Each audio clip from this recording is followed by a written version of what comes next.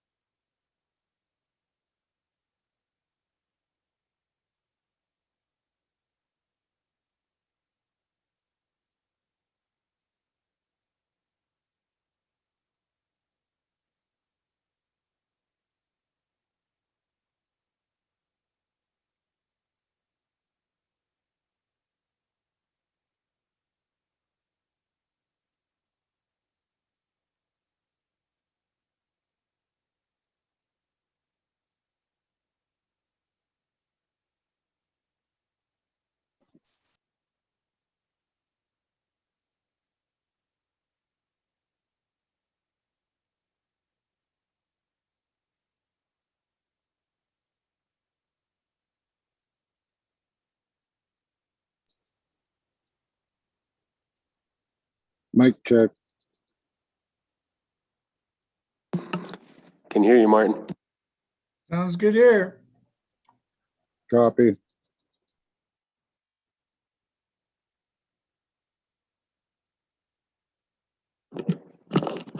Good morning, everyone. We'll call the meeting to order. Roll call, Jen. Shelley Fayant, Ginny Hep. Anita Matt, Present. Charmel Gillen, Fred Matt, I'm here. Carol Langford, Len Tutti, Bing Matt, Ellie Bundy, Martin Charlo, Present. Mike Dosen, I'm here. James Still Senior.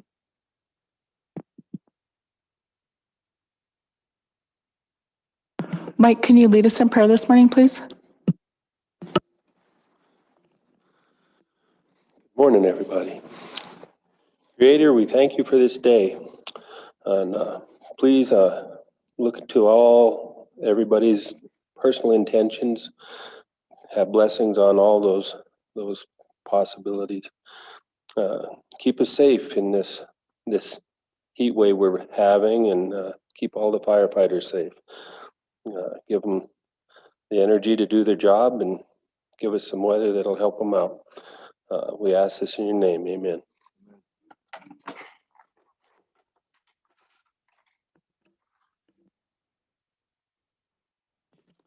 We have a set of minutes from July 8th.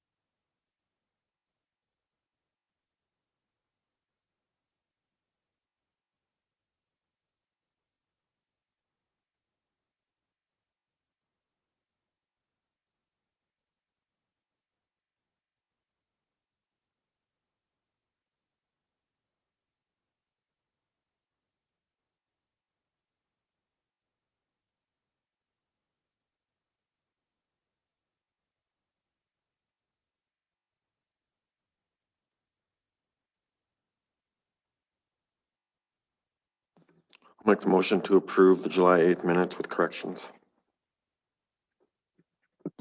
Okay, motion by Len, Second. second by Anita. Madam Chair, Go ahead, Mike. are we missing the two resolutions that are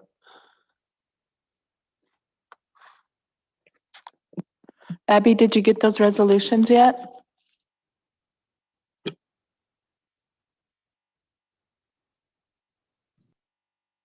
Not yet. Chastity said she would get them to me today, so I can just hold off on issuing the minutes and include them.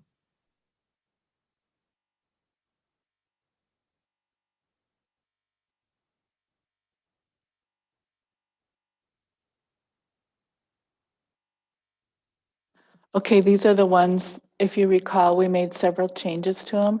And when they came to me, the changes weren't incorporated, so I sent them back. So we'll just have Rick follow up on that. Are there any other changes? Go ahead, Carol. Would we rather wait to see and make sure the changes are made to approve? We already took the action. I just won't sign them until they're correct in the proper format. I think we're okay to approve the minutes. All those in favor?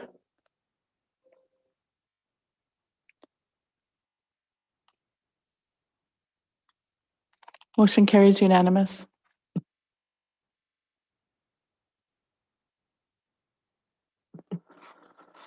Okay, it looks like we have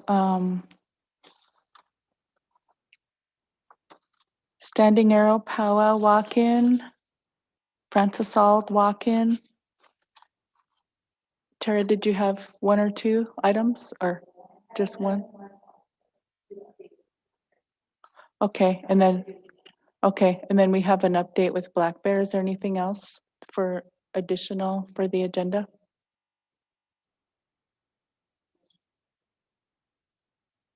Okay. Motion to approve the agenda with the additions. Second by Mike. All those in favor?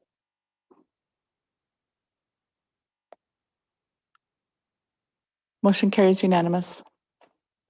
Okay. We can start with the standing arrow powwow.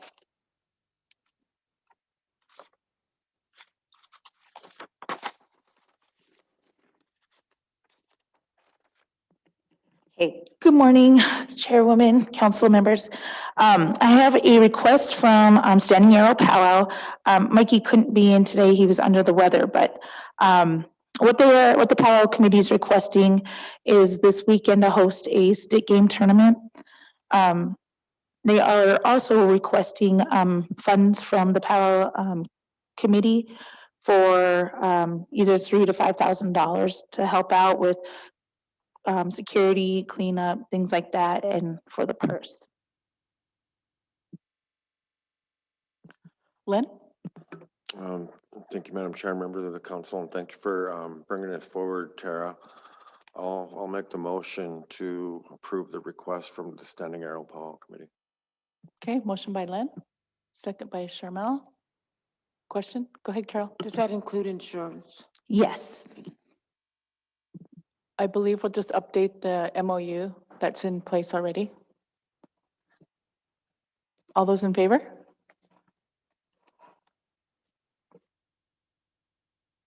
Okay, motion carries. Lynn? Madam Chair, members of the council, I also just wanted to briefly bring up the issue of the Powwow Committee budgets. As you guys can recall, pre-pandemic, we had a discussion and it was all agreed upon by council to add an additional $20,000 to both Powwow Committee budgets. And I wanted us to make sure that we're still moving forward with that. So I just wanted to bring that up, and that perhaps that's something we can discuss at the budget committee meeting. But I just wanted to remind council of that so we can still move forward with that initiative. Okay. Tara, did you have something else? no. No. Are you gonna do the? Yeah, sure, let's do that.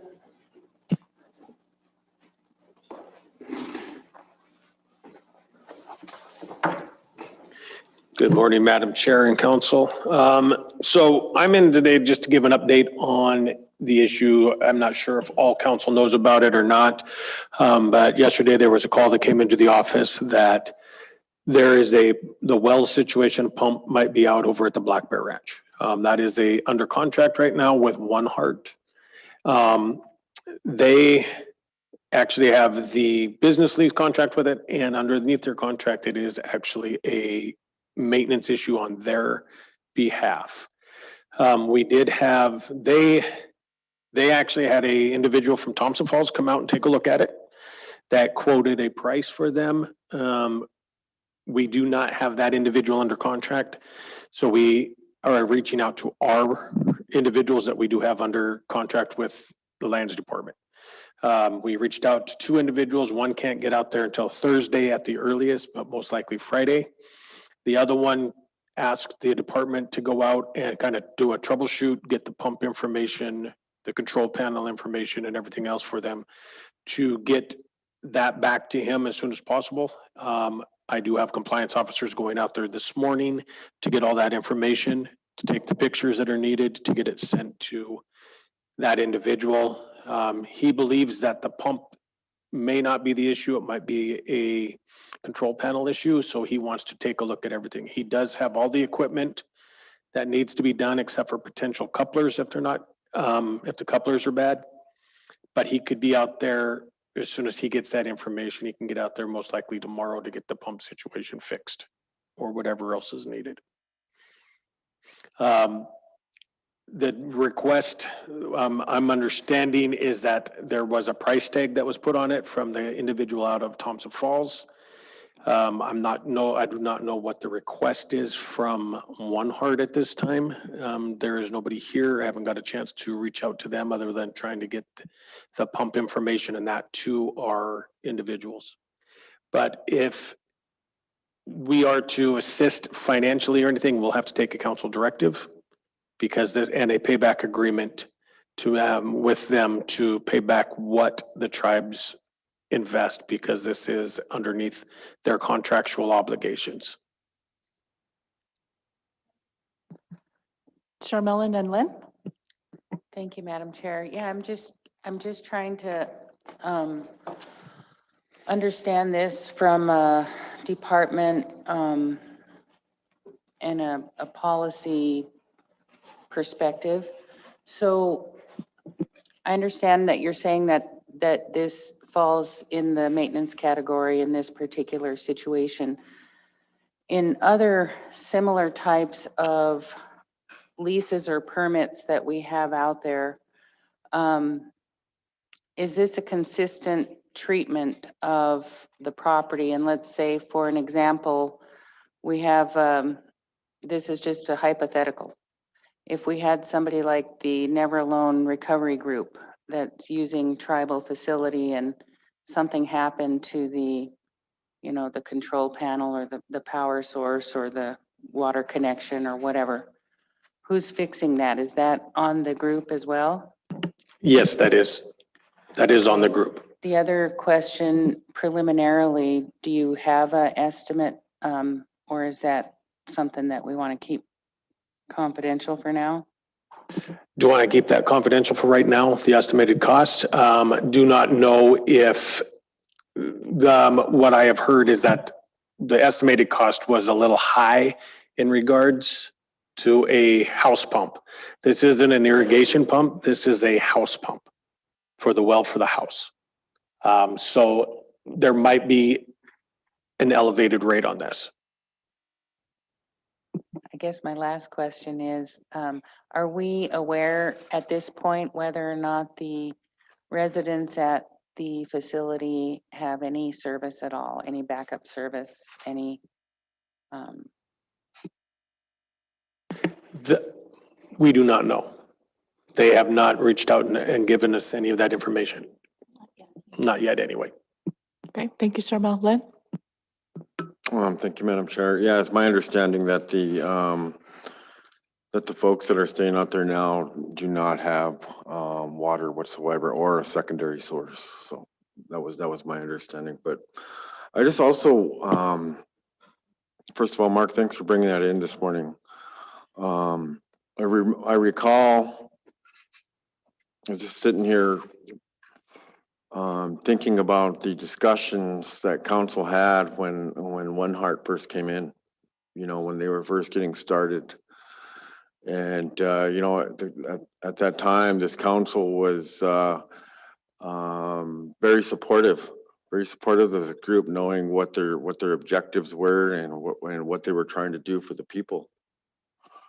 And so at that time, it was all agreed upon that we were going to utilize all tribal resources that we could to help get this group off the ground. And they've really in the past really haven't asked for much help, but we have been supporting the group.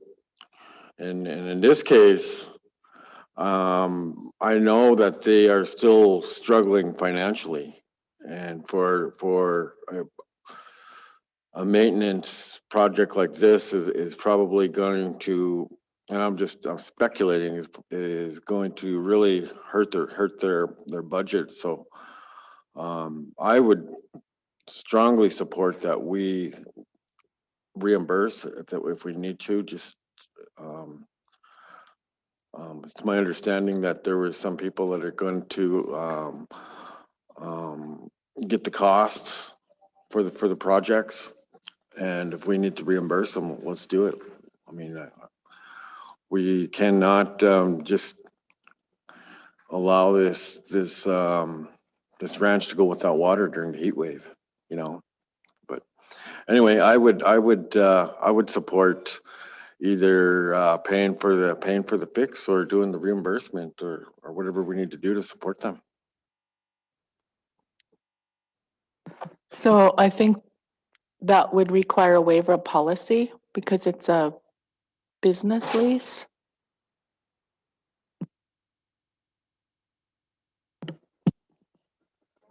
No? Yeah, this is a nonprofit, right? Correct. And Len's right. I don't know where they would get the money at. I think we just waive policy. I mean, this is tribal property. We need to make sure it's maintained. And so I think we bite the bullet and do what we had. Anita mentioned that hers was around 13. Are we talking more or less? The estimated cost right now, yes. Considerably more. We're not supposed to answer that. Madam Chair, I think we just do it. Rick? we do have an estimated cost from the group for the contractor that they had scheduled to come out Thursday. That's for there's other things at play here, including pump size. And so the estimated cost that the group has is for a much smaller pump. And so long-term, it doesn't, it's not a like-for-like replacement. And so I think after Land's staff goes out today and helps to determine the cause, the specific issue, we'll have a better idea of the cost. But I think the range of costs probably, Carol, it's potentially within that range if the pump has to be replaced. That's still I guess up in the air.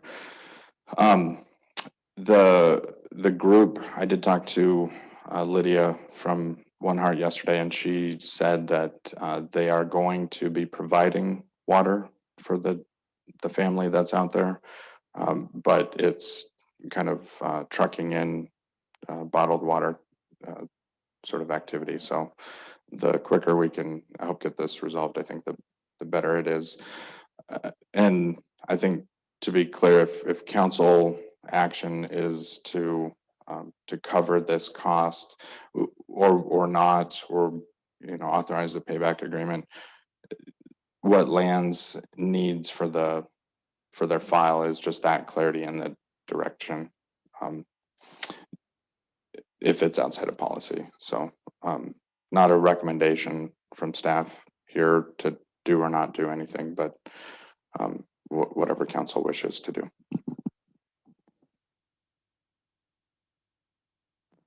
And to reiterate too, with the pump size, it is a 3 horsepower pump that's in there right now. The estimated one, like Rick was saying, is a much smaller pump. It's a 1.25 horsepower pump. The pump right now supplies water to all the facilities, the swimming pool and stock tanks. Reaching out to one of the pump specialists said that dropping it down to a 1.25 will not give it adequate pump pressure to supply all the aspects of the facility. And he did not recommend dropping it from a 3 horsepower. He did say if we did drop it down to the 1.25, which was quoted out of Thompson Falls, they would most likely be coming back in with the request to get a bigger pump put back in. That's why we are having staff go out, do the assessment, get it back to the pump, the individual that we are going to see if they can get out there as soon as possible. Anything else? Charmel and then Len?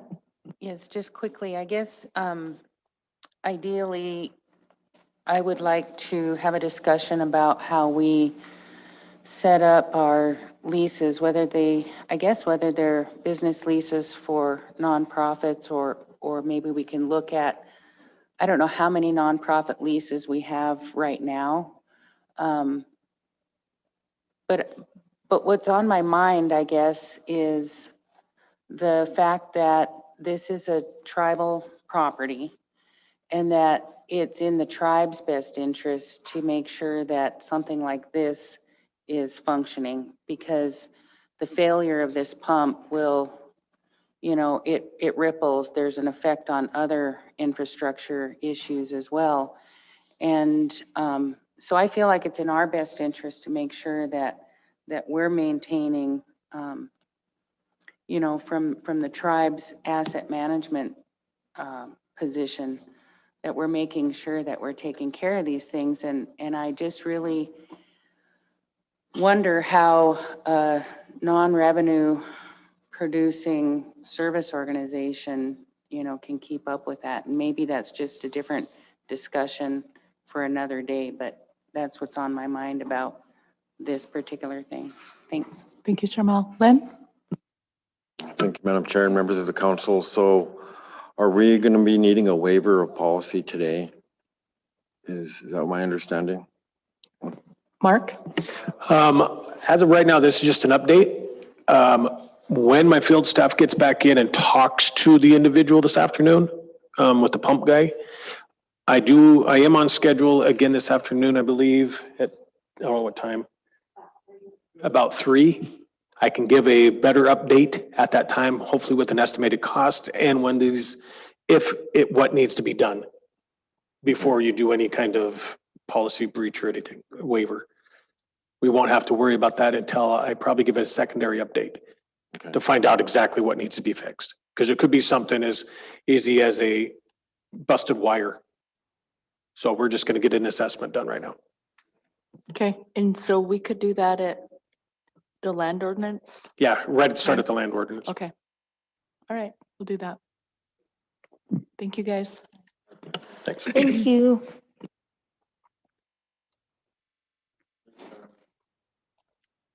Francis?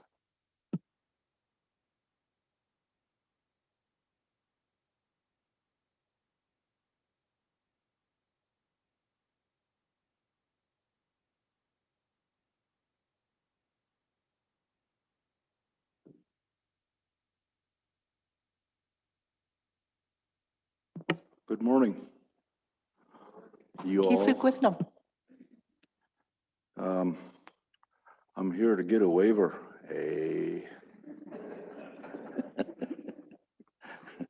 Since we're on track, right?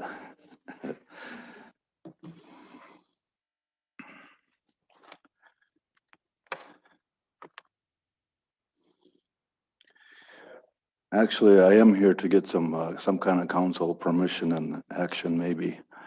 As you know, I ride a motorcycle.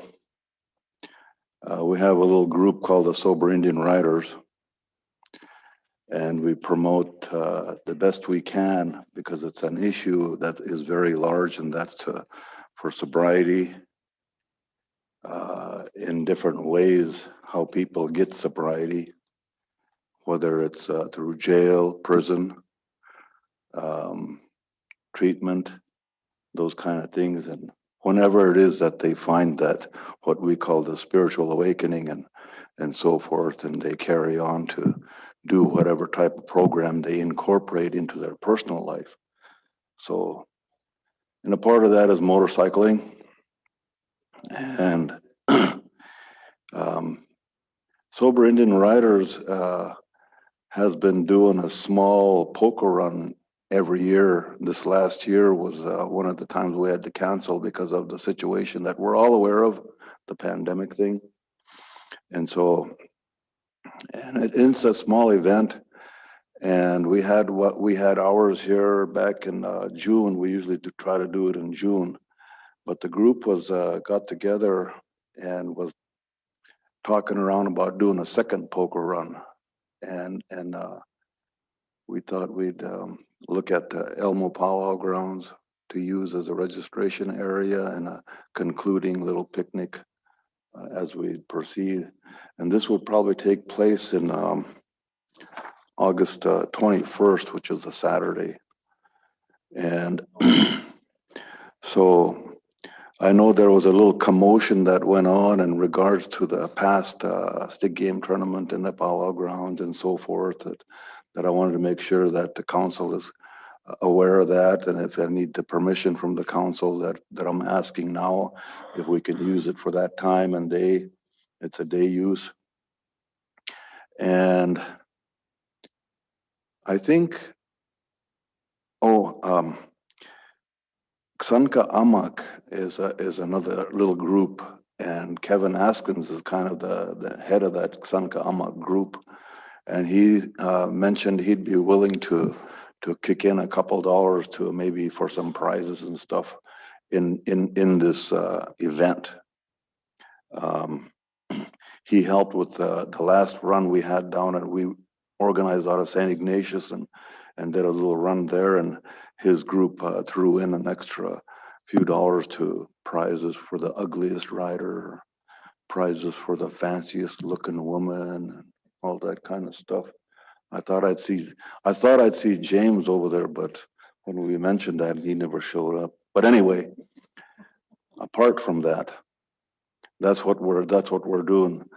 So I don't know if it's this body that would provide a waiver if we decide to throw an extra couple dollars in there.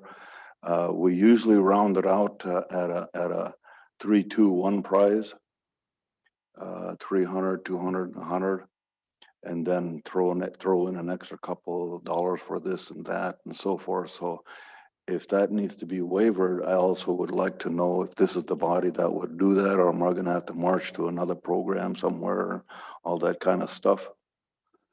And just to make sure that logistical part is taken care of, because somebody out there might just happen to say, well, hell, I'll throw $1.9 billion into it. Hey, you guys heard that one before, right? Anyway, that's kind of thing. We're a nonprofit. We're registered with the state, the Sober Indian Riders. And Xanka Amak is in the process of, I don't know what they're doing, but they're doing it. But I wanted to bring them up because they're going to help financially a little bit with the group. Just a little history. Sober Indian Riders has been established for a while. We have other tribal members throughout the states.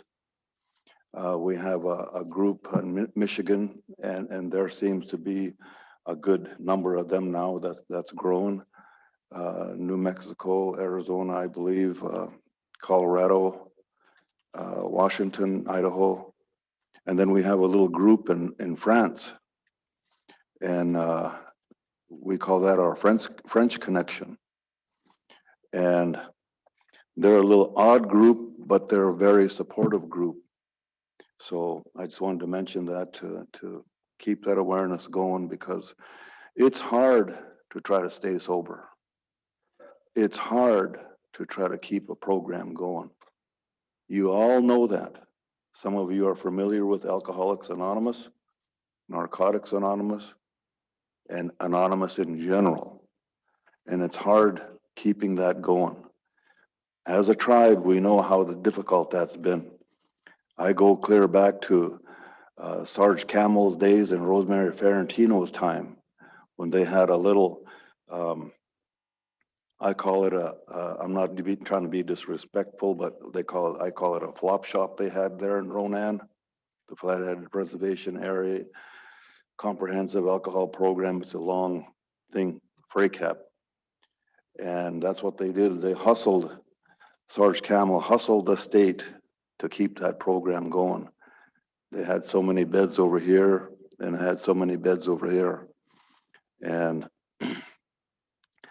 I started a little bit of my action there as a sobriety person.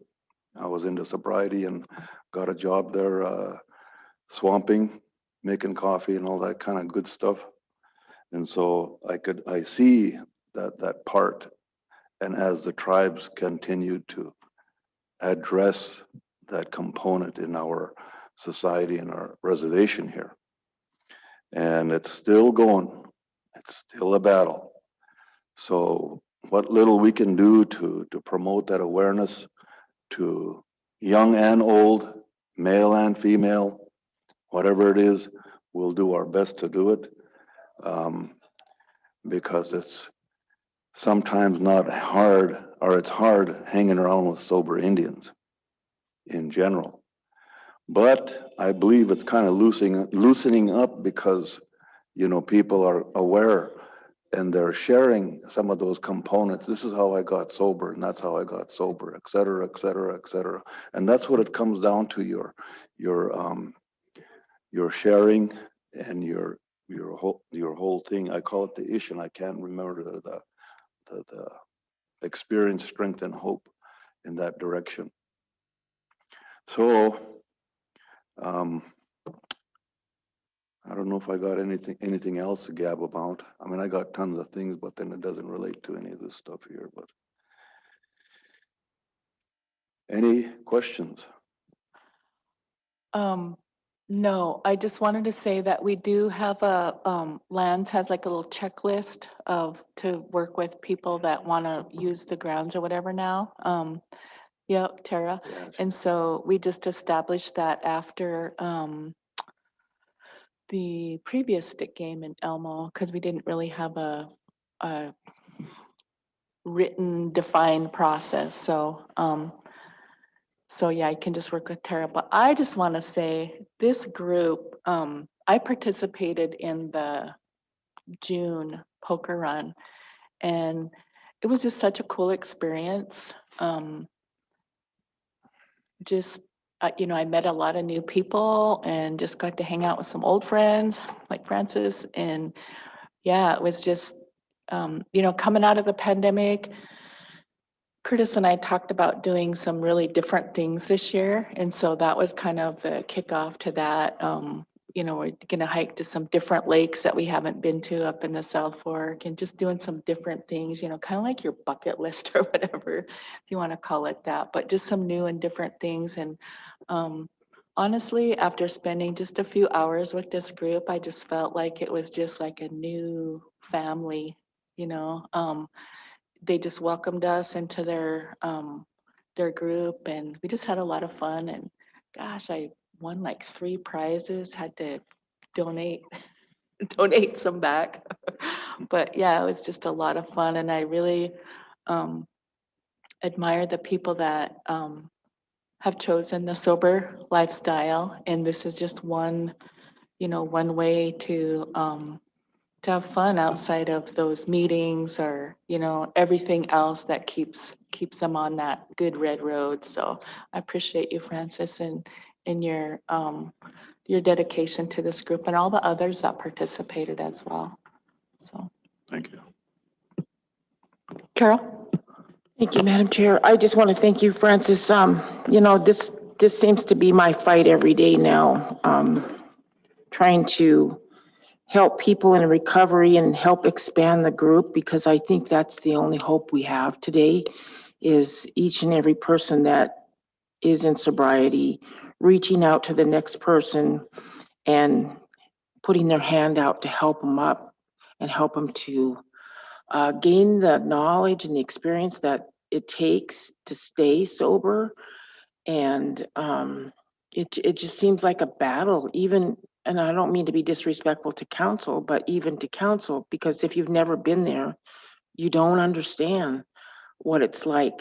But I went to a group in Elmo, the first NA meeting they had, and I was so pleased that to see the group. I mean, it was 12 people, the very first meeting I went to, and never been to an NA meeting because never dealt with narcotics. But it was just good to see. And I think those people and the camaraderie that goes on at those meetings, and then to see others come forward. I'm sure you've had it happen. I've had it happen. People reaching out to me, asking me, I want out of this. I need help. How do I do it? I can't lose my job. I can't, just go down the line. And there's ways to make it happen if they really want it that bad. And the people that I know have been successful to this point. And so I'm just really happy that this has continued on for all the years that it has, because some of these things drop off. And I will put a blast out there for the bar in Ronan again.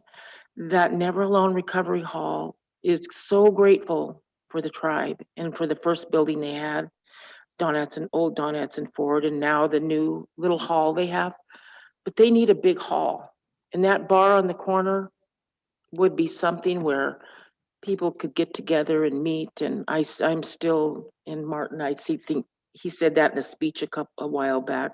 You know, we need to get this bar and, you know, get it away from these people. And so anyway, well, he didn't say it like that. Of course, I always mess it up, of course. But anyway, yeah, I just thank you for all the efforts that you do. And I know you do a lot of underground stuff. And so thank you for being there and Thank you. being a support. Fred? Yeah, thank you, Francis. It's good to see you, even though it is on Zoom. But I just want to say, I just, sincerely thank you for what you're doing. You know me as well. I was trying. It's a good thing you start to forget how many years it's been, but just had to recall it's been 41 years for me. And, every little bit helps. Everybody's got their own road to recovery. And I'm still in recovery after 41 years. And the group that you're talking about is it's really admirable that you are here today, just expressing your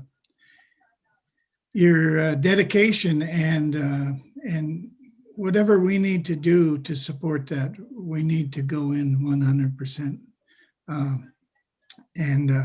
I might even break out. I haven't been on my Dyna since my wife passed away, and it's sitting in the lean-to here. I might have to start it up and come join you guys this August. But anyway, just really appreciate your dialogue, your sincerity, and whatever we need to do as a council, I'd like to make a motion to support your efforts in whatever you need to do in August. So anyway, Lemlems, thank you, Francis. Thank you. So, Jen, would this group be eligible for a donation through our donations program? Okay. Jen can get you the form to request a donation. So, Okay. Martin, did you have something? I owe you some masks.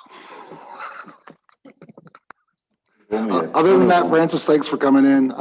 Yeah, fully support you, what you're doing. And yeah, you're always a beacon of someone that I look up to. So thanks again. Thank you. Nothing else? In closing, I just wanted to mention a couple of things. I wanted to thank Fred. I wanted to see Fred in real life today, but then apparently I couldn't do that because I heard his finishing up Thursday or something. I hope you have your dream catcher.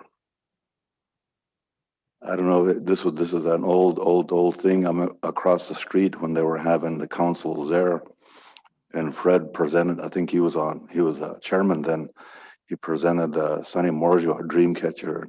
Did a crazy joke on Sonny. You guys all remember Sonny and the way he was at the council and stuff, and so that was a good one. And I was thinking of that today. I thought, well, I hope we get to see Fred. So Fred, I owe you a dream catcher one of these days. I'll give it to you.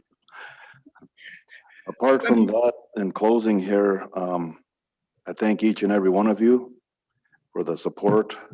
Like I said, it's a climb for people.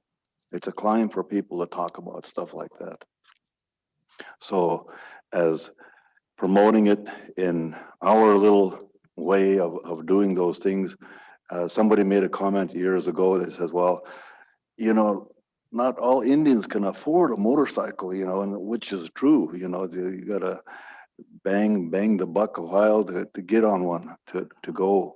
And when you set your little pride in there and you get going and you start doing things sober, you see a different aspects of things. I wanted to add, I've been going over to Dakotas a few times, and the Standing Rock, Ogallala, Eagle Butte, I think they're called Cheyenne River, I'm not sure.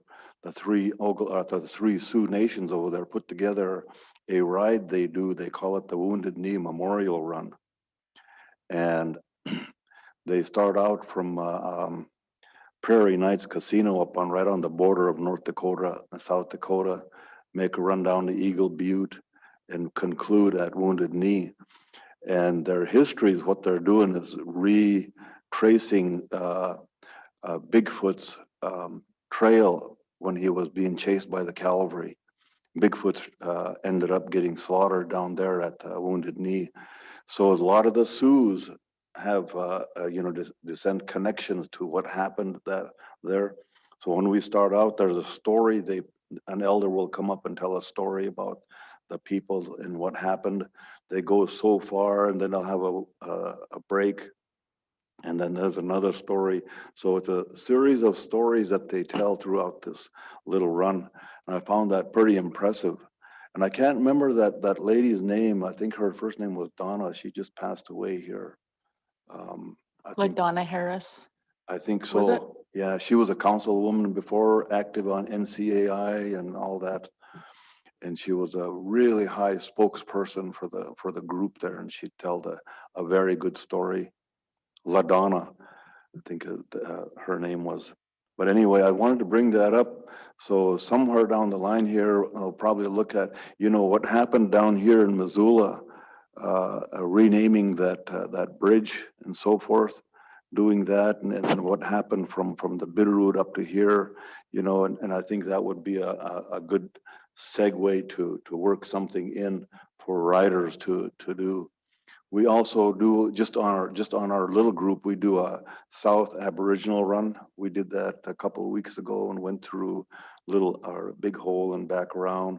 And then we did a North run here just Saturday, going up into Kootenai National Forest and the Yak area and back. And it was surprising. A lot of those campgrounds out there was full of animals. I mean, not the deer animals, but the human animals. There's a whole different kind of herd of animals out there that take over these places and do some crazy things there. And kind of spooky at times looking when I seen it. But we do that. I just wanted to add that we do those two, and then we'll do a run maybe toward Sealy or over Thompson Falls and do those kind of things and conclude with a little sandwich and head home and relax and do the sober thing. So I'm glad the council is supporting in general, the sobriety of people's lives and so forth. And that whole component in that world.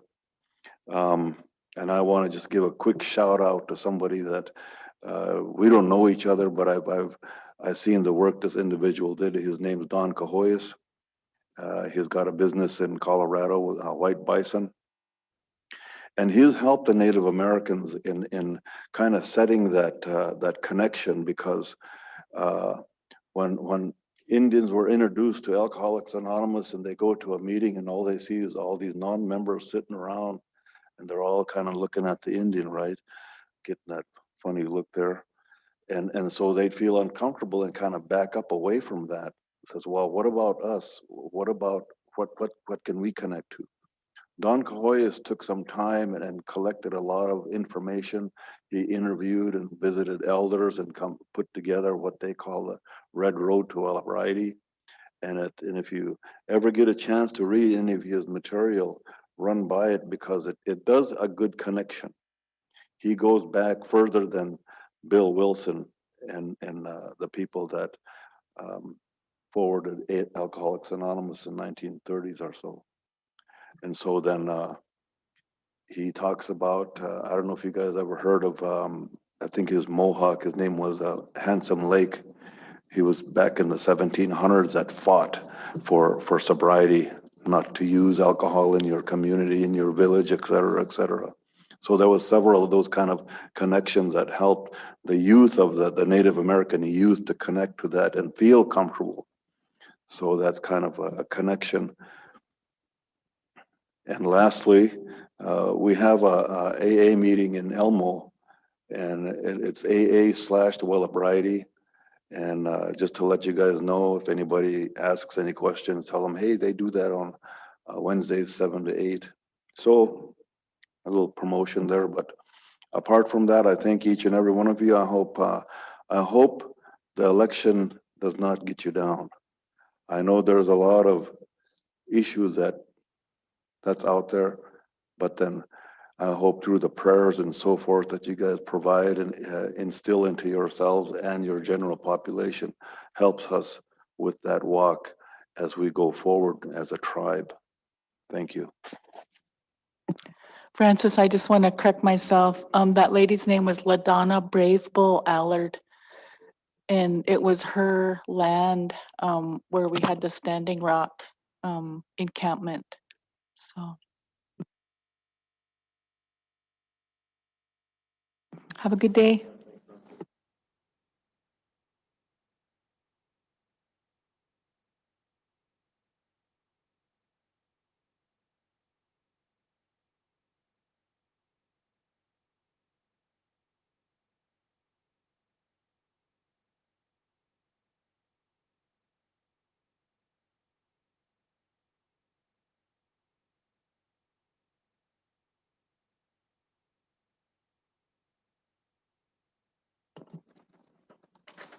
Next up, we have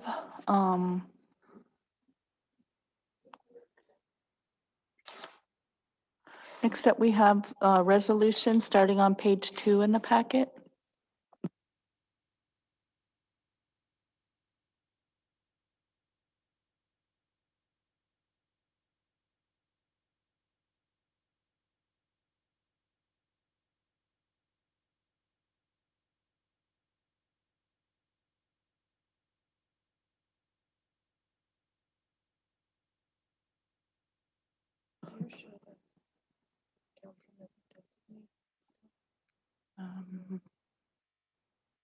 I think we decided to take it out.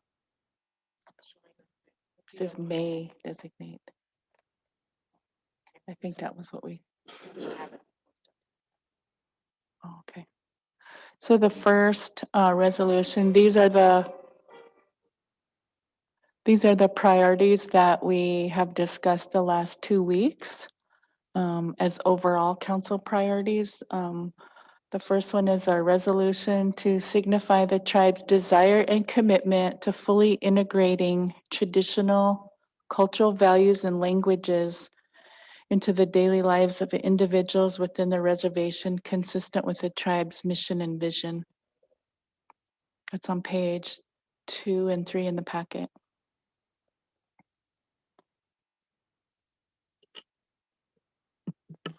Madam Chair, Go ahead, Martin. make the motion to approve the resolution. Okay, motion by Martin, second by Ellie. All those in favor?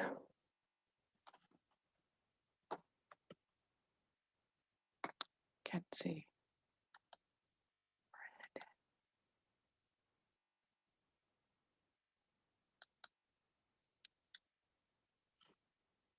Okay, I'm sorry, I didn't see Anita and Fred. My screen was. You guys in favor? I'm in Okay. favor, Madam Okay, Chair. motion carries unanimous.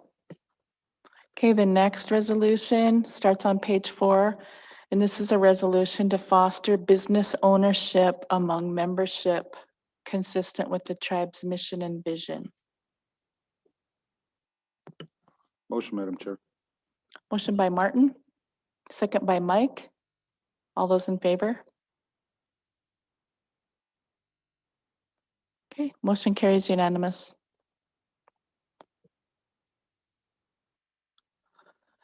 The third resolution starts on page 6, resolution proclaiming homelessness as a risk to the health, security, and general welfare of the tribes and directing necessary resources. Motion by Ellie, second by Martin. All those in favor? Motion carries unanimous.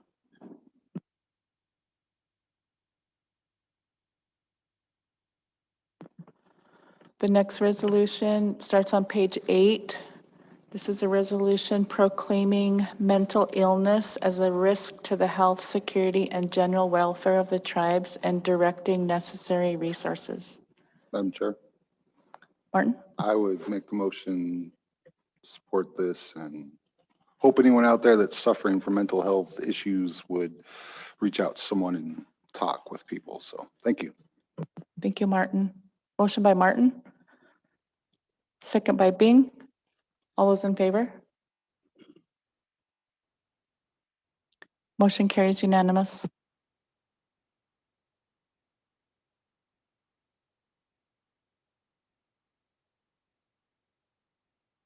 The next one starts on page 10 in the packet, and this is a resolution proclaiming addiction as a risk to the health, security, and general welfare of the tribes and directing necessary resources.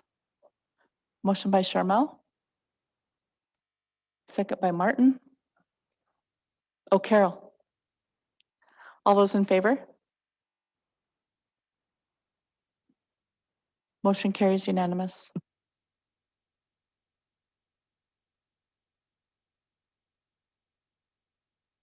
Okay, the next resolution starts on page 12. This is a resolution proclaiming hunger as a risk to the health, security, and general welfare of the tribes and directing necessary resources to achieve food security. Motion by Mike, second by Charmel. All those in favor? Motion carries unanimous.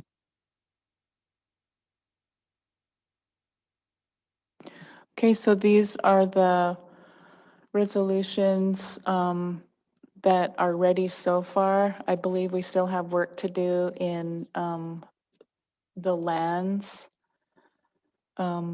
cleaning up that language, and then the elders, the one that we worked on yesterday. So more to come.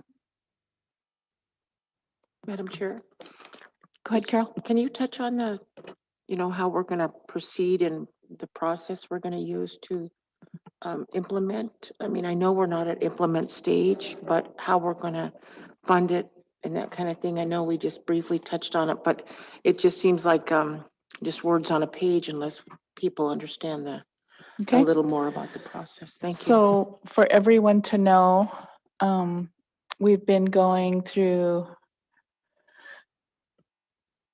strategic planning processes with council, our executive officer, chief of staff, and we kind of went through this process to dream big. Like, what do we envision the future of our tribe and our reservation to look like?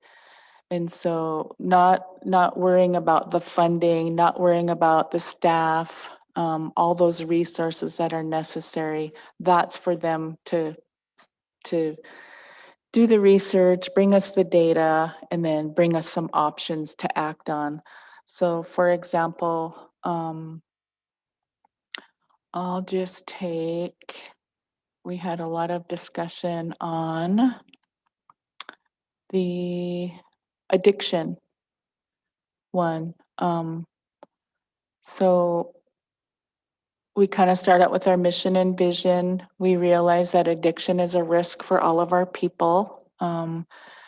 In every one of our priorities or every one of these resolutions, we refer back to the 2016 strategic planning process that council went through.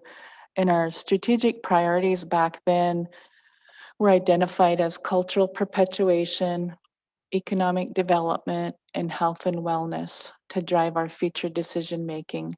And so all of the priorities that we recently adopted fall within those three strategic priorities. So in this resolution, we say that council has determined that it's in the best interest of the tribes to eradicate addiction among tribal members and on the Flathead Reservation. And we determine it's necessary to authorize and direct the executive officer to direct available staff and resources to eradicate that. And so the executive officer will, like I said, just do the research, gather the data, figure out what it's going to take, and then bring us some options. So maybe those options include building our own treatment center, expanding the resources for people to go to other inpatient treatment centers. But they'll be the ones to bring that information back to us. And so they are just, I guess, really chomping at the bit, ready to work on these initiatives. And we also had a lot of discussion yesterday about council designating a council member or members to act as the council's liaison for each of these projects. So to kind of shepherd that, to make sure it comes back to us in a timely manner, that, you know, these don't just go by the wayside. So these are the ones that we're starting off with. We talked a lot about land and, you know, determining the best uses of land, land acquisition, et cetera, et cetera. So that one needs a little more work as far as the language. And then the one we worked on yesterday, in addition to language and culture, was elder services. So, you know, we'll direct the staff to do this work. And so, for example, in addiction, Rick might work with tribal health and a lot of different staff from different departments to be able to facilitate that. And the last thing is that we'll discuss all of these resolutions with our meetings next week with the Salish and Kootenai Elders Advisory Committees to get their input and their, I guess, their advice on all of these. So is there anything else that I forgot? We had some great discussion. So yesterday we worked on this, and then last week we worked on it. And we have kind of a good process. We blazed through a lot of these priorities that we had set, you know, just in a brainstorming session, and we really put some hard conversation, hard work into it. Len? Yeah, Madam Chair, just a quick question. I know the Kootenai Elders meeting is scheduled for tomorrow, and I was just curious to know if we scheduled time with them to have that discussion with them on their agenda tomorrow. No, it's for next week. We have just a one-on-one council and the elders advisory. Okay. That's our newly established time with them, in addition to the ones that they have for the whole community. And Jen, can you tell us exactly when those are next week? It's at 11 on the 20th. Both of them? CC and then SQCC is on the 22nd. Okay. Okay. Very good. And I just want to commend council for all the good discussion we had these last few days on putting these together. We have really good intentions and, you know, moving forward for the future of our people and our land. So with that, we'll move to page 17 in the packet with Ruth. Chasquaks, Ruth.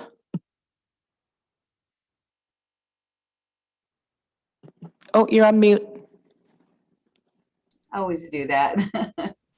Chesquex to Kisukwishnam. I have on page 17 the request to purchase capital equipment. And this is for Central Mail. They will be adding an additional carrier position due to the addition of the Bison Range program and the prescription delivery services needed for the Arley Health Center, among other needs. The purchase of vehicles is becoming difficult because of new vehicle inventory becoming limited. It's something I had not been aware of till I started seeing very empty vehicle lots in the local area.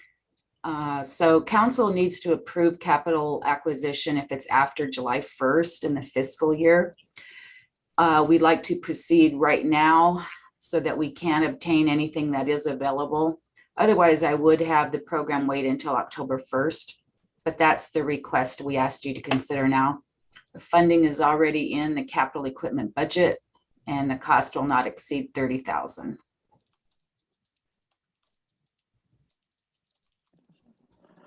Motion by Ellie to approve the request for capital equipment for Central Mail, second by Martin. Questions? If not, all those in favor?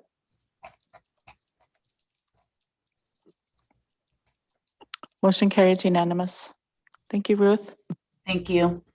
And then on page 18, I have the request to submit the amendment to our fiscal year 2021-2025 multi-year funding agreement, self-governance funding agreement with Department of Interior Indian Affairs. We're in a 5-year agreement that began this fiscal year, but annually we do request the amounts that are available for the coming fiscal year. We accomplish that through an amendment to the funding agreement. So also a language change to add in section 3, the special project or earmarked programs. You'll see that change proposed on page 20, the addition of funding for water rights settlement projects. So in the event that we are able to have funding made available through the self-governance funding agreement for water rights projects, we will have already enabled that through the amendment of the agreement. And then finally, I've sent the proposed changes to self-governance on July 1st and was notified that they are somewhat backlogged due to the Progress Act and American Rescue Plan requirements that they're fulfilling for self-governance tribes. So there may be some additional, I would hope, minor and not significant language changes to the agreement. It's one of the reasons we're in a 5-year agreement. We do not want to modify every single year unless there are legitimate and necessary reasons to do so. So the resolution then that I'm asking for your approval is to transmit the proposed amendments to the funding agreement and to request the amounts available for fiscal 2022. And once you have approved that resolution, then Chairwoman Fayant would sign that amendment and I can transmit to self-governance. Okay, so that resolution is on page 29 in the packet. Thank you. I was trying to, where is that resolution? Thank you, Chairwoman Fayant. I would make the motion to approve the resolution to amend the self-governance funding agreement for 21 through 25, please. Okay, motion by Martin, second by Mike. Questions?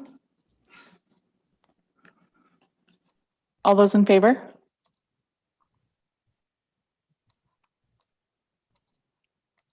Okay, motion carries unanimous. Thank you, Ruth. Thank you. I love your background, by the way. That's pretty cool. I will send it to you.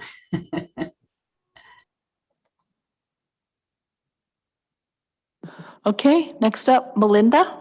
Her info starts on page 31 in the packet. And after Melinda's presentation, we'll take a quick break. Good morning. Good morning. So this is Shauna Freelander, the assistant here at Indian Preference. I brought her here with me to kind of show her how the approval process for the PSA goes. So this morning I'm here to get approval for a project-specific agreement between CSKT and the Montana Department of Transportation for a seal and cover on the existing roadway on US 93 that runs from Spring Creek to Minesinger Trail. And there is a map of the project on page 36 of your packet that shows where that chip seal is going to run. And they're going to also be doing new pavement markings, and signing and delineation will also be upgraded. The total cost of construction is $1,284,000. And right now they actually have the project identified as a backup project in case extra funding becomes available at the end of this federal fiscal year, which is October 2021. So should the funding become available, they will let the project in October of this year. But if not, they will let it during the winter of 2021 or spring of 2022. So just depending on the funding is when the project will be let. So it has not been let right now, but so that is the PSA that starts on page 33. And does anybody have any questions? Doesn't look like there's any questions from council. With that, I would entertain a motion. So moved. Motion by Martin, second by Bing. All those in favor? And then I just had on Okay, page, motion carries unanimous. thank you. And then on page 37, I just had a map of that MDT, Jacqueline Smith. I believe she was here in March with Dan Lozar. She's from MDT. She sent this map to share with council of the tentative upcoming projects over the next 4 to 5 years on the reservation, and also projects that are near the reservation that would be of interest to the tribe. Just to give you guys a kind of a good idea of the upcoming projects for the next 4 to 5 years, and some tentative dates when those projects could be let. So you can see, like, we have Ronan North on there, hoping to start in 2022. Ronan Urban, they have a tentative date beyond 2025, but that could change too. So, but those are just projects over the next 4 to 5 years. So just to give you an idea of what we have coming, and as the projects come up, I'll be coming in to get the PSAs approved for those. So I have a question, Melinda. What is geotechnical monitoring? geotechnical monitoring is like an engineering thing. So that was kind of what they were doing there at Post Creek, where they had that little thing. I believe they were drilling. Yeah.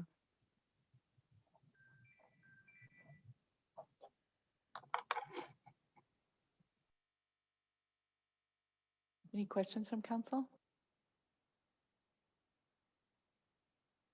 Okay, appreciate the update. All right. Thank you. I was wondering if I could get you to sign it right now, if that's good. Okay.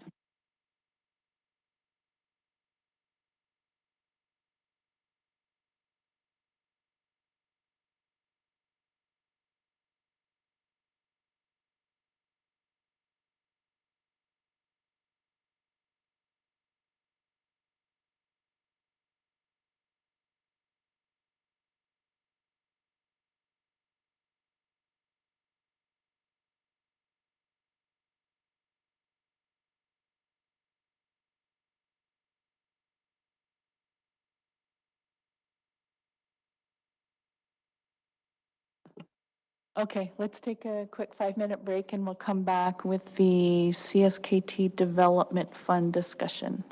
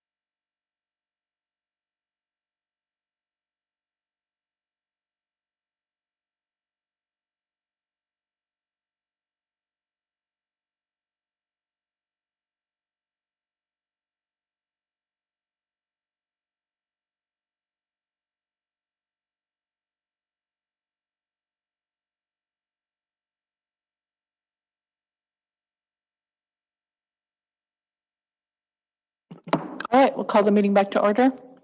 Rick? And Chelsea. Good morning, Council. Hess Squext. I'm here to talk with you today. I have three documents for your review and sort of to talk about in general the creation of a I just called it the CSKT Development Fund or Foundation, but that's actually one of the questions we have for you today is what you would like to call this foundation. And essentially we Rick and Ryan had asked to create a 501c3 or nonprofit foundation that can receive grants and donations on behalf of the tribe. And so we've put together the articles of incorporation, the bylaws, and then a resolution that would allow for a bank account to be set up and for people to sign checks and things from that bank account. So that's what is in your packet beginning on page 39. And there's a couple of questions, we need to finalize these documents before we can file the articles of incorporation with the Secretary of Tribal Council and move forward from there. But a few questions one is we wanted to know what you would like to call the name of the foundation. I have just put in Salish and Kootenai Development Foundation or CSKT Development Fund. That's a question for council, as well as identifying the first at least 3 board members who will serve staggered terms, and then also identifying the 2 who can sign for the bank account. So Rick, I don't know if you want to add anything to that as sort of an explanation, but. Yeah, thanks, Chelsea. I can jump in. For council, this request did start with Ryan and I, but it's an idea that is kicked around a few different times in various discussions that I believe council has been a part of, including the Bison Range long-term financial sustainability discussions and the MMIP working group. But really what we're looking for is a convenient, easily recognizable method for accepting donations from foundations and other groups, including individuals that would like to have that familiarity of donating to a 501c3.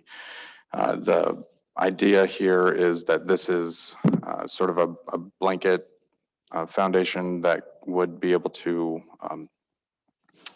receive funds and direct them to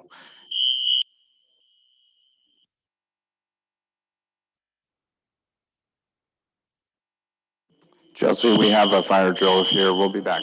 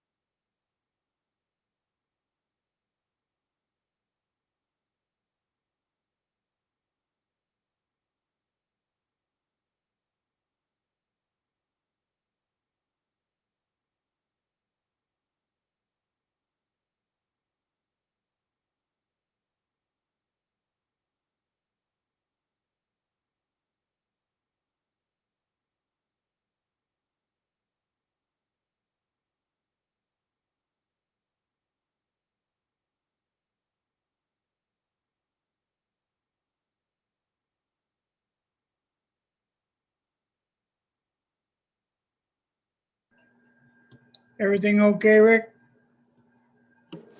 Yep, we're cleared back into the building, Fred. We're just waiting for everyone to get back into their seats. Was it a drill or a real emergency? Drill. All right. So I was thinking, all right.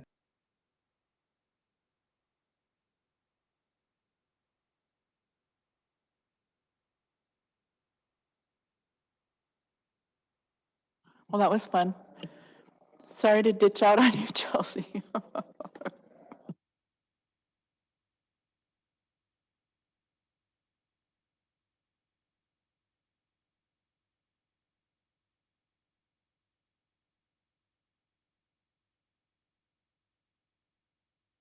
Got everyone's blood moving.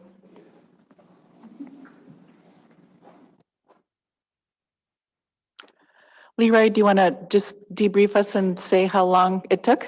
Go ahead.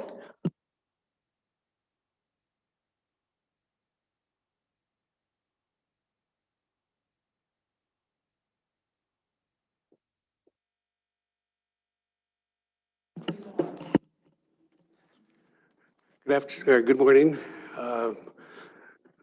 The fire drill took 2 minutes and 25 seconds to clear the building.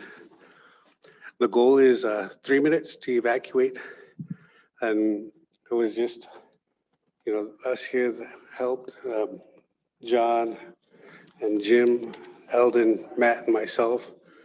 And Bill timed it from when we pulled the alarm. We had people go downstairs, check the file room downstairs to make sure everybody was out of there, the bathrooms, the elevators, and all the offices. The goal, like I said, is 3 minutes. We did one a couple months ago, old complex. Some people didn't think it was serious when they heard the alarm. They stayed on their phone, had earbuds in, and it was over 9 minutes. So what was our time again? what was that? What was our time again? 2 minutes and 25 seconds. And that All right, was good job. what the goal. So now Matt and I, Eldon will go around. We wanted to debrief with you guys because I know you guys are busy. If you guys had any comments, concerns, anything else that we could probably change. Yeah, because I think just getting you guys input for the next one, how often you guys want to do it. I know we thought about doing it quarterly, once a quarter, and then maybe, because there's different types of drills, we could do the bomb threat evacuation probably if you guys wanted to do that, but I think that can be talked about at a later time because I know you guys are busy with your day. Okay, thank you. Do you guys have any comments, questions, concerns, anything that we could change up a little bit? Ellie? Active shooter ones may be beneficial in the future. We did those a lot across the street at SKC, so they already have things in place about how they ran those drills. So you might be able to connect with somebody over there to. It's crazy that you say that because I am also an active shooter instructor along with Dave Bennett from SNK Gaming. That would be something that I guess would probably need a directive from you guys of when to do it. If we do it during a work day, change of duty. I know some people don't like Fridays, but it's because we'd probably have to close down the building for the day. It's an 8-hour class that we do. 4 of it is of PowerPoint, and then go over like first aid, run, hide. If you guys were in here, where would you guys run and hide? How would you guys do that? Lock. If you guys had to be locked in, how would you lock? And then the other half of the day would be live scenario. We'd had, I think it was a 9mm pistol shooting blanks. So people would recognize the sound in the building because people use guns, but it's a different sound when you're inside an enclosed environment. Together, I think it would be beneficial to see all of the different training and drills that we can do and work to incorporate all of them. So, if you send, or if we could sit down and go through what the parameters Okay, I can do that. Also, I'm a first aid and CPR instructor as well, because I know that's a needed thing as well. But if you guys have anything that we could change on I know people did ask before how to make it, like the rave, but I was told that it goes out to everyone. It doesn't just go building specific. So I don't know if that's something that we can work on later, are you just fine without not telling anybody? Yeah, I think we can have further discussion about that, but thank you for that. And yeah, I'm looking forward to having all those trainings you're talking about in the future. So we'll schedule something with you. Okay. So thank you, guys. All right, thank you. Do you want me to just meet with you sometime or send you an email whenever you're ready or something?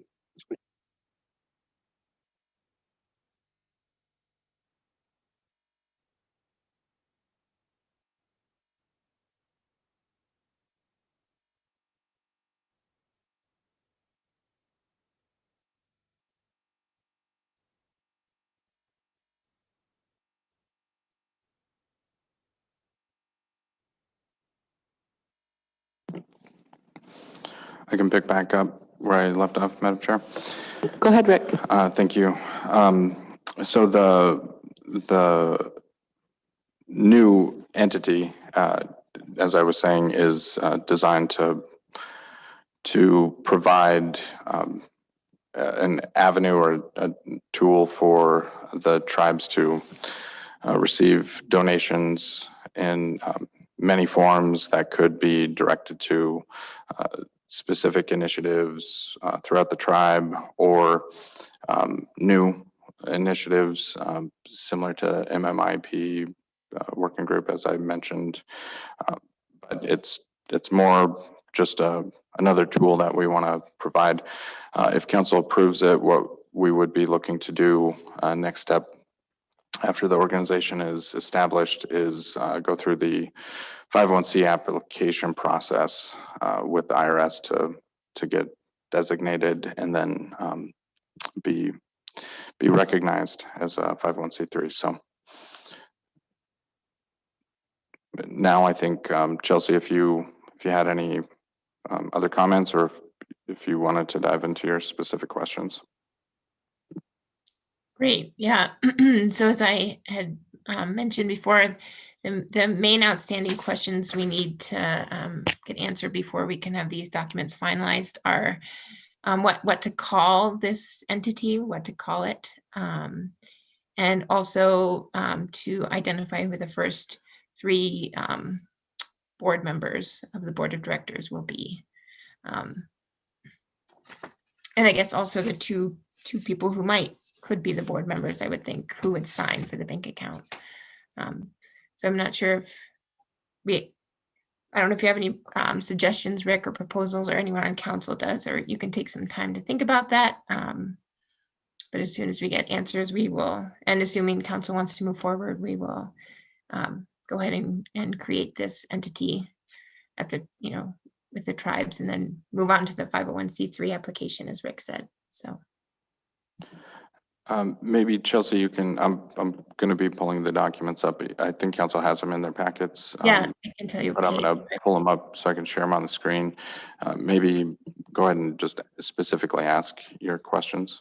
Okay. So what would you like the name of the foundation to be?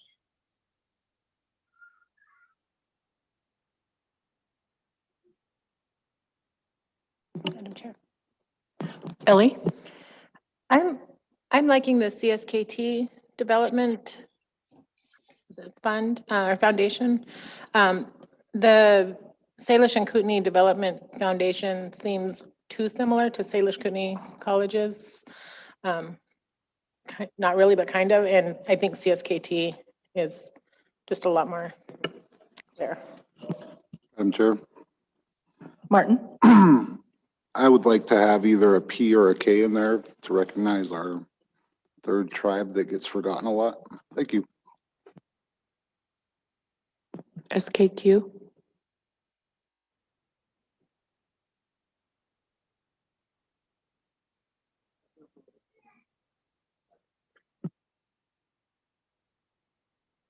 I wonder if we did SKQ, if it would get confused with the dam in any way.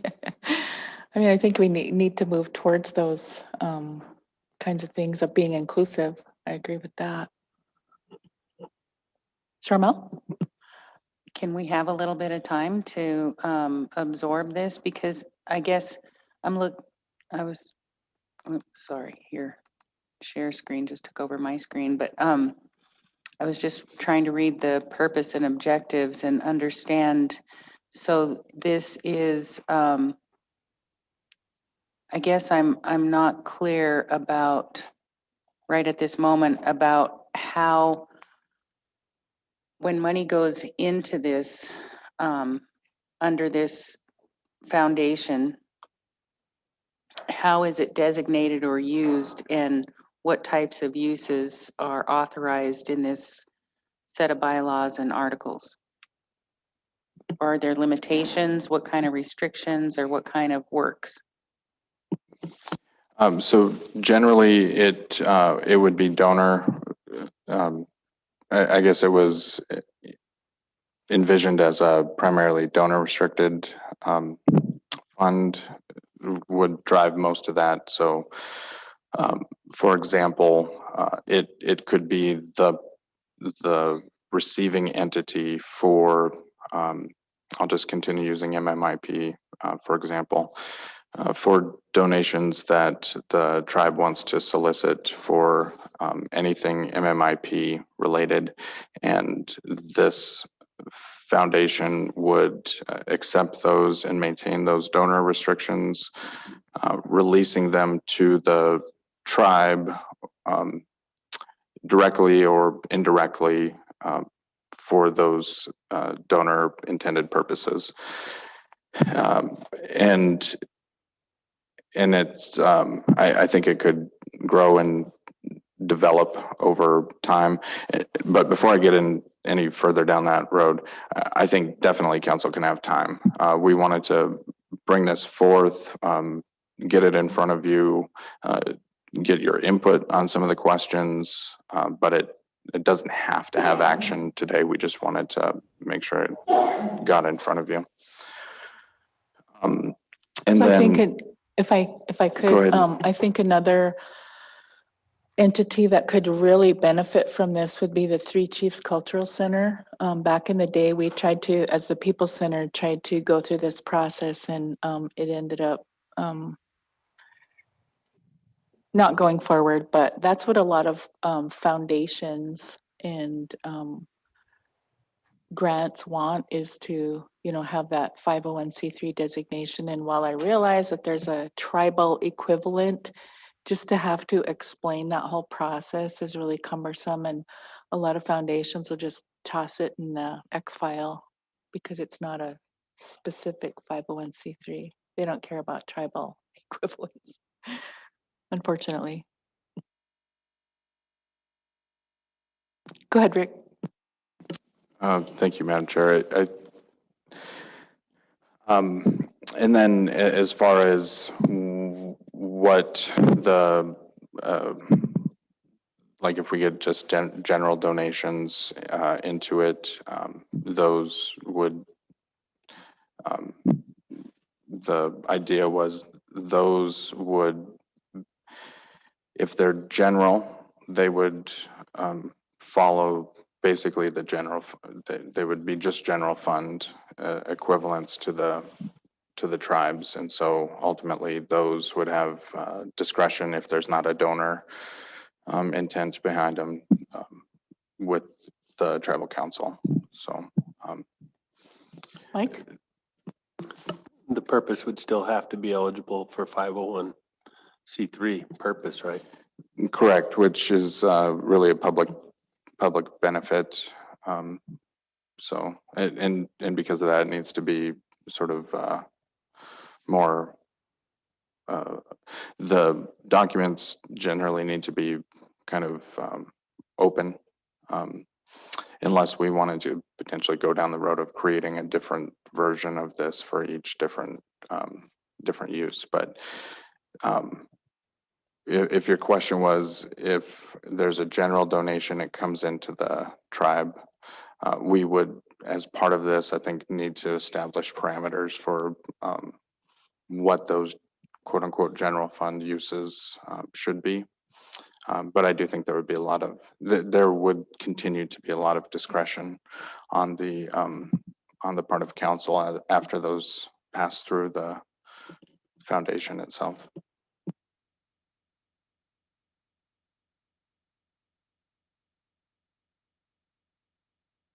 Chelsea, were there other questions that we needed to think about? The other question to think about is I think you can have, as it's written, there can be between 3 and 5 board members, but you'd want to decide and think about who the first 3 board members will be.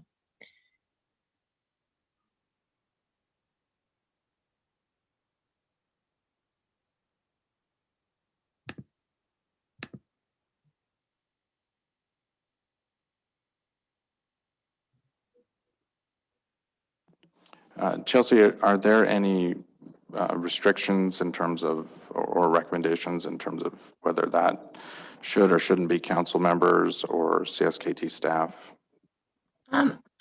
There is on page 41, I think it's on page 41 of there's qualifications. I think it's at the bottom of 41. Let me just get there. And obviously these could be changed, but it's suggested, it's the bottom of page 40. There's minimum qualifications. You just have to be at least 18 years of age and not convicted of a felony. And then someone who has experience, who's thought of recognizing the CSKT community as being fair, thoughtful, and mindful of the best interests of CSKT, and also having leadership in a CSKT enterprise or initiative, and knowledge and experience regarding public relations, managing complex social issues, and the knowledge and experience necessary to administer the financial aspects of a business enterprise. So it doesn't say at this point, it doesn't say, I think it's, well, yeah, it doesn't say anything about whether it's council or a staff member. But it certainly could, that could be one of the things. Obviously, these are not finalized yet, so that is something else council could think about. Carol? Madam Chair, I was just going to suggest we advertise and have maybe a temporary installation of 3 until that's completed. We have signatories on checks right now. We could include those 3. I don't know. Is that appropriate, Rick?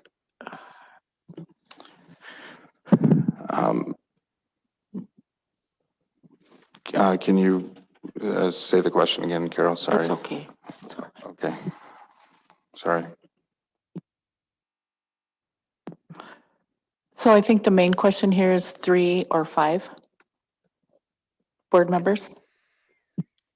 Currently, yeah, as written, it allows for between 3 and 5, and the number can actually vary. I think you would probably want at least 3. It says it can go below 3 if there's a temporary, someone can't serve temporarily, but you'd want at least 3. And if you wanted 5, that would be, a question you could also think about.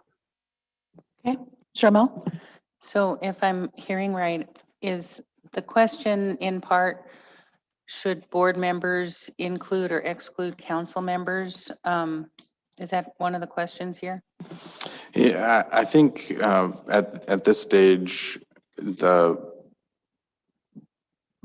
are things that aren't baked into the documents here, but if there's a preference, one way or the other from council, that would be appropriate direction, I think. Well, and I see that in the articles on our page 52,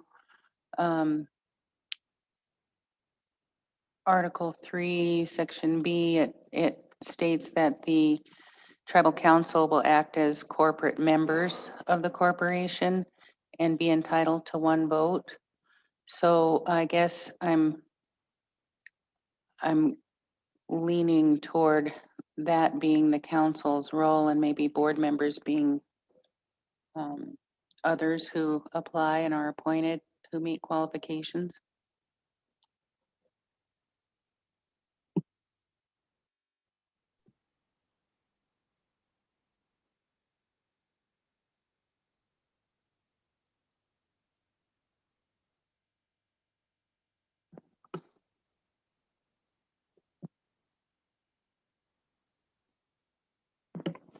Go ahead, Rick.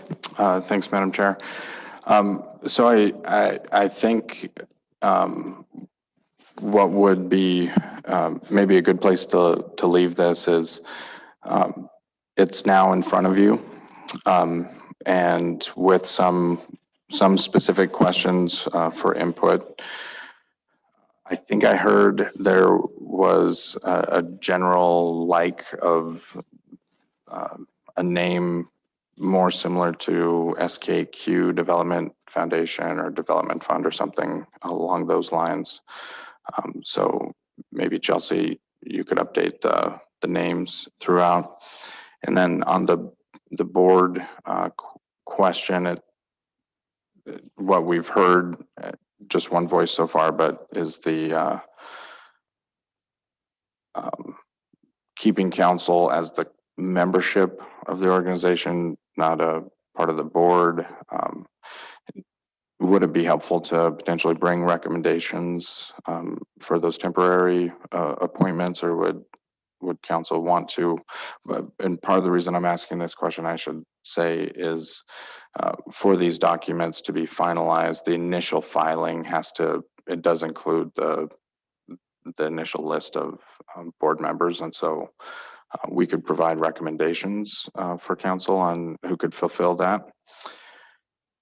And then most importantly, I think the concept, if there's any objections or concerns with that concept that need to be addressed or should be addressed through the additional work before we bring this back to council, that is kind of the probably most critical piece of information today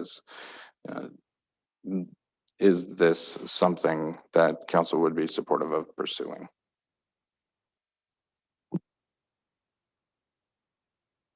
Go ahead, Mike. Thank you, Madam Chair. Rick, how many employees do we anticipate being a part of this operation? None. No, or maybe a very minimal staff, but minimal as in not even a full-time person. It would just be basically a record-keeping component, because of the nature of it would be that it would be soliciting. It wouldn't grow into its own thing. It would be soliciting for the benefit of what the tribal government is working on. And so in that sense, not explicitly just a pass-through, but operating with very minimal overhead, or ideally none, apart from the filings and things that need to happen. So do we want to revisit this on Thursday or next week? Give council time to review. Do we have openings on Thursday? Yeah, okay. Okay, so let's review and we'll revisit on Thursday, if that's okay, Chelsea? Yeah, I think I have a pretty packed day that day, but maybe I can work with Jen to find a time that will work. So I will do that. Yep.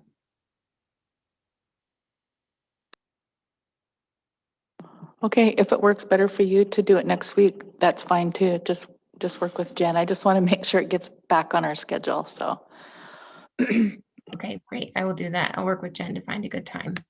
Okay, well, thank you for your work on this. Thank you. Thank you. Thank you, Rick. And if there are any specific comments, please feel free to share them with Chelsea and Ryan and myself, and we'll incorporate or address any of those that come up between now and the next time. Okay, very good. Okay, we are running a little bit behind. Let's go ahead and have a legal update from Rhonda.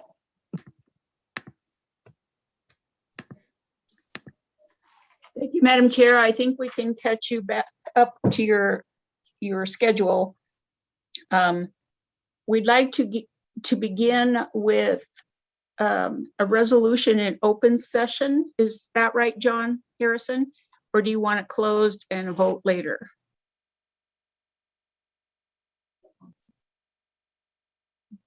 John's not on. Okay. Sorry, I was muted. I'd leave it to the council. It's a resolution they've reviewed before, but now North is ready to go ahead and have us execute it and get it sent to them.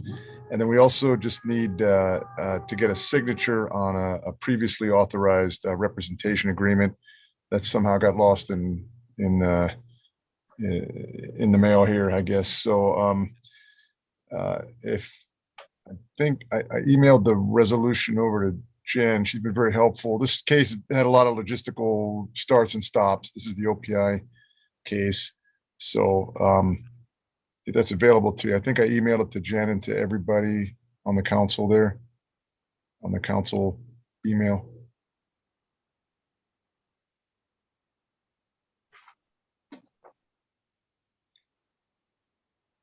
Yeah, that's the one. I give Abby one heads up on the, I'll let her format it however it works. And I think it still says March on the date. We'll obviously have to change that to July.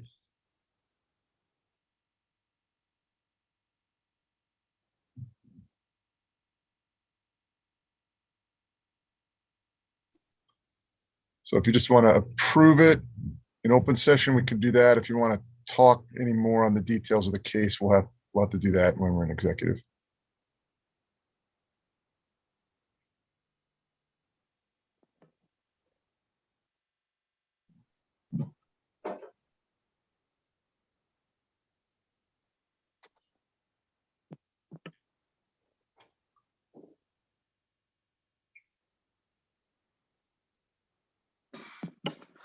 So just as an FYI, or I guess this is a question, along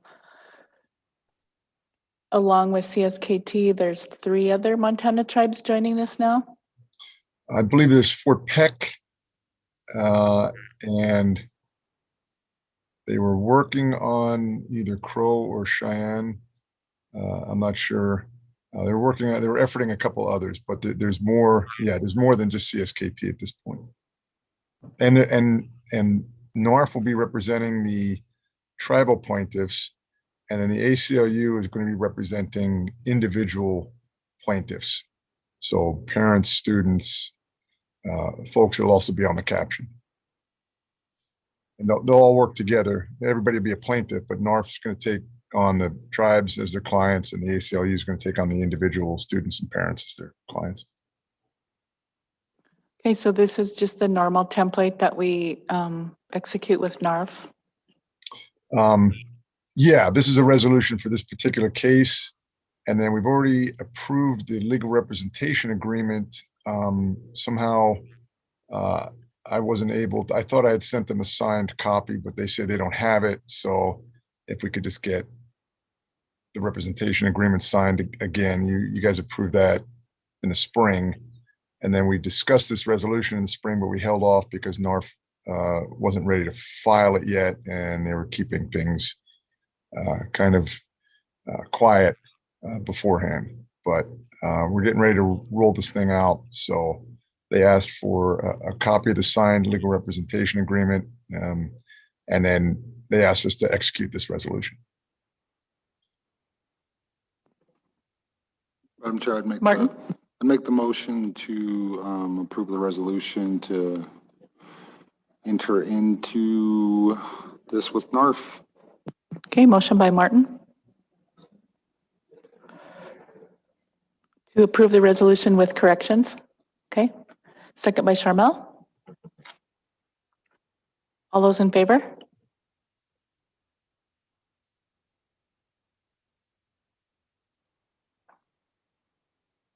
Opposed? Abstain? Motion carries unanimous. Okay, thank you, council. When we get a copy of this executed agreement and the signed legal representation agreement, I'll get that down to North and we'll be ready to roll. It's been, I know it's been a while. I've been back with this a bunch. I do want to give Jen a lot of credit for putting up with me coming and going with documents at times and saying I need to do it and then pulling back. And Michelle and Miranda at Education were very helpful in getting us ready to get this ready to roll. So we'll file it and we'll go from there. You know, we're going to have 2 in the hopper right now. We're still waiting for the state to answer our voting rights case. 2 other quick things I have are the redistricting project will be meeting tomorrow with NARF, and it'll be the larger tribal group, statewide tribal group. That'll be a Zoom meeting tomorrow at 2. Those of us working on that, we'll probably be talking about last week's 2-day commission meeting, redistricting commission meeting. And then the IBMP meeting is next week in Lapway. And Dan and Tom and I will be heading over, and I was just going to check in with Bing if he's planning on heading over to that.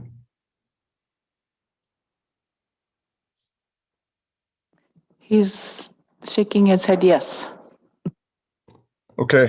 Well, Bing, if you need anything, you just let us know before that, and we'll go from there. I know that you've seen the agenda and stuff, so that's it. I don't have anything else. If you want to talk about any of the litigation stuff in more detail, I can do that in executive. But that's the update I have, unless anybody has any other questions or anything.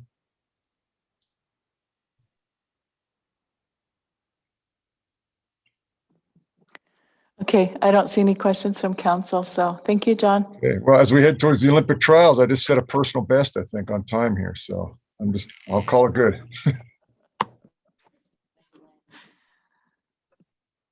We just had a fire drill and we were under the 3 minutes, so we're feeling pretty good ourselves.